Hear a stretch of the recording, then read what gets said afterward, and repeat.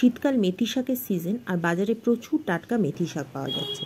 নিশ্চয়ই আপনারা নানা রকমভাবে মেথি শাক বানিয়েই থাকেন, তবে একবার আমার পদ্ধতিতে মেথি শাক বানিয়ে দেখবেন, খেতে কিন্তু ভীষণই সুস্বাদু হয়। রুটি, লুচি, পরোটা, ভাত সবের সাথে খুব ভালো লাগে। প্রথমেই একটা ফ্রাই প্যানে 3 টেবিল চামচ তেল গরম করে নিয়েছি। তার মধ্যে দিয়ে দেবো 1 টেবিল চামচ রসুন কুচি। রসুন কুচিটা দিয়ে খুব ভালো করে ভাজবো যতক্ষণ না এটা লাল রং ধরছে।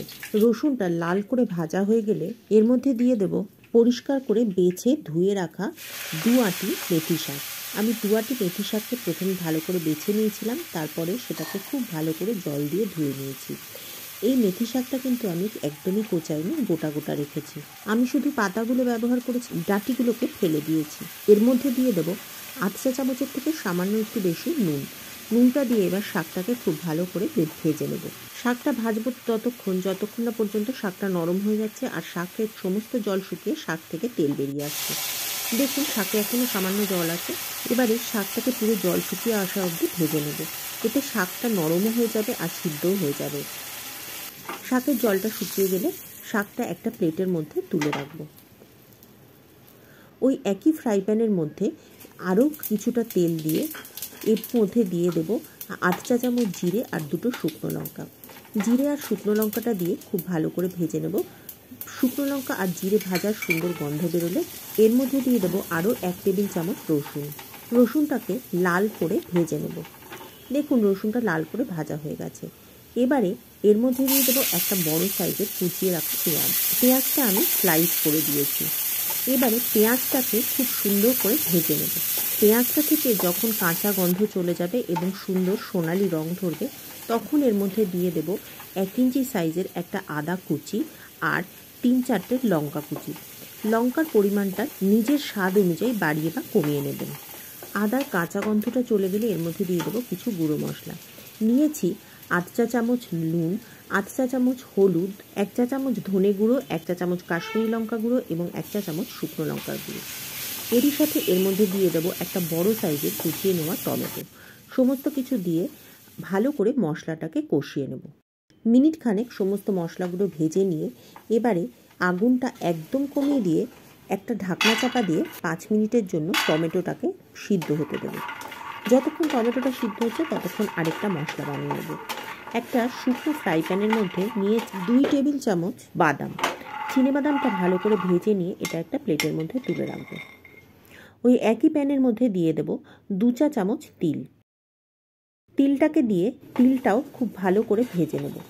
তিলটা যখন চটপট করে শব্দ হতে শুরু করবে তখন বুঝবেন তিলটা ভাজা হয়ে গেছে, আর হালকা একটা বাদামি রং ধরতে শুরু করলে তখন তিলটাকে প্লেটের মধ্যে তুলে নেব।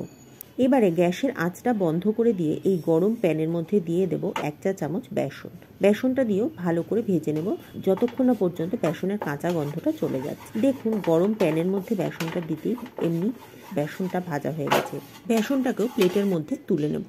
এবারে চিনেবাদাম, বেসন আর তিলের মধ্যে জল দিয়ে একটা ঘন পেস্ট তৈরি করে নিয়েছি। এদিকে দেখুন টমেটোটাও গলে গেছে। এবারে টমেটোর সাথে সমস্ত মশলাগুলো আরও একবার নাড়াচাড়া করে মিশিয়ে নিয়ে যে পেস্টটা তৈরি করেছি সেই পেস্টটাকে এবার এর মধ্যে দিয়ে দেব। এবারে মিক্সির বাটির মধ্যে জল দিয়ে সমস্ত মিশ্রণটাকে গুলে নিয়ে এর মধ্যে মশলার মধ্যে যোগ করে দেব।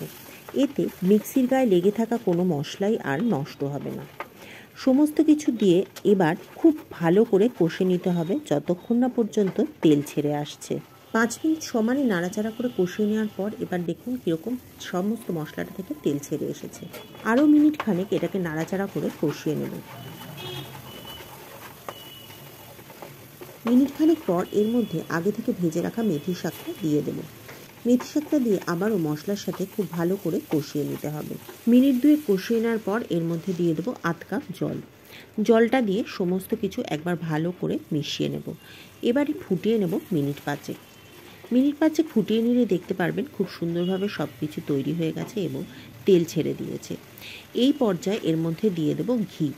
আমি 1 চা চামচ ঘি দিচ্ছি।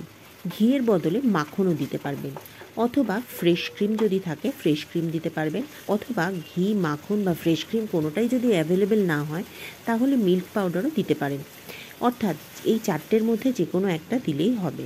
এবারে সমস্ত কিছু হয়ে গেলে আগুনটা বন্ধ করে 5 মিনিট ঢাকনা চাপা দিয়ে স্ট্যান্ডিং টাইমে রেখে দেব। 5 মিনিট বাদে এটাকে সার্ভ করে নেব। তৈরি হয়ে গেল লহসুনি মেথি। একবার এইভাবে মেথি শাক এই শীতে বানিয়ে অবশ্যই খেয়ে দেখবেন। খেতে অসম্ভব সুস্বাদু হয়। আর রাতের ডিনারে অথবা লাঞ্চে যখনই তৈরি করেন না কেন, রুটি, লুচি, পরোটা, নান যে কোনো কিছুর সাথে এটা খেতে ভীষণই ভালো লাগে। বাড়িতে একদিন অবশ্যই ট্রাই করবেন, আর ভালো লাগলে কমেন্ট করে জানাবেন কেমন লেগেছে। ভিডিও ভালো লাগলে লাইক করে শেয়ার করে দেবেন, আর চ্যানেলে নতুন হলে চ্যানেলটি সাবস্ক্রাইব করে পাশে থাকা বেল বাটনটি ক্লিক করে দেবেন। তাহলে সমস্ত ভিডিও নোটিফিকেশন আপনার কাছে পৌঁছে যাবে।